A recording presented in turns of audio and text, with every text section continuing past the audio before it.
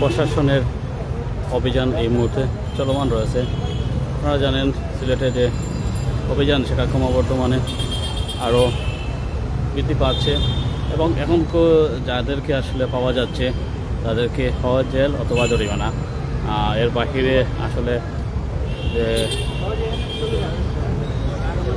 দ্বন্দ্বগুলো আছে সেটাও প্রয়োগ করা হচ্ছে। তবে একটা প্রশাসন একটা কঠোর অবস্থানে আছে, জরিমানা করা হচ্ছে। আপনারা দেখতে পাচ্ছেন নির্বাহী ম্যাজিস্ট্রেট উনি অবৈধভাবে ফুটপাতের জায়গা দখল করে বসার কারণে তাকে জরিমানা করা হচ্ছে। তবে উনি বারবার আপত্তি জানাচ্ছেন যে উনি মাত্র এসেছেন, তিনি ব্যবসা করতে পারছেন না, জরিমানা দেওয়ার মতো অবস্থা নাই। সমস্যা না হলেও ফুটপাত কোনোভাবেই দখল করা যাবে। ধরেন আমরা একটু দেখা এখানে জরিমানা করা হলো, কত টাকা জরিমানা করা হলো এবং কী করা হলো।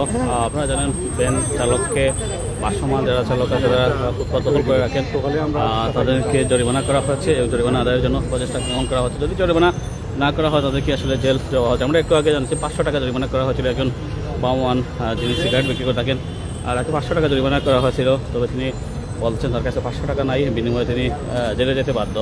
তাকে আসলে কাভার্ড ভ্যানে পুলিশের কাভার্ড ভ্যানে দেওয়া হয়েছে, অর্থাৎ তাকে যতটুকু জানিয়ে জেলে নেওয়া হবে। যেহেতু 500 টাকা জরিমানা দেওয়া হয়েছিল তিনি 500 টাকা মানতে রাজি নয়। আরেকজনকে দেখেছিলাম 1000 টাকা জরিমানা দেওয়া হয়েছিল, তিনিও হকার ছিলেন, সিগারেট বিক্রি করতেন।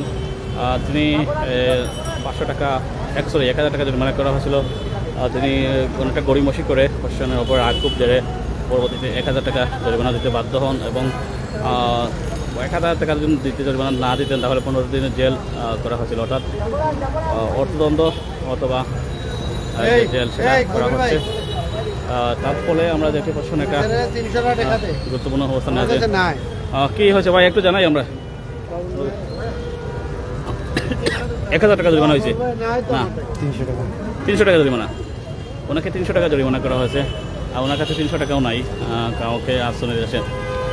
আচ্ছা কী অবস্থা হকার লইয়া বউখানে অবৈধ তো পেটর দায়ে বইছি পেটর দায় লালদিঘির ভাড় তারা টাকা দিলা লালদিঘির ভাড় এখানে গিয়া যদি মনে করিল সিলিন্ডারের দাম বাড়ছে, সিলিন্ডারের দাম বাড়ায় এখন তো 1600-1700 টাকা দিয়ে সিলিন্ডার আনা লাগে।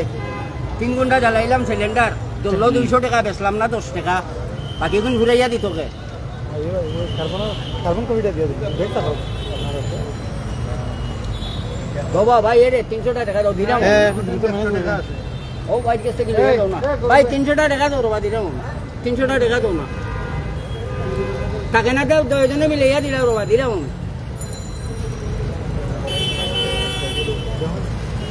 আমরা একটু লাইভে যুক্ত থাকি।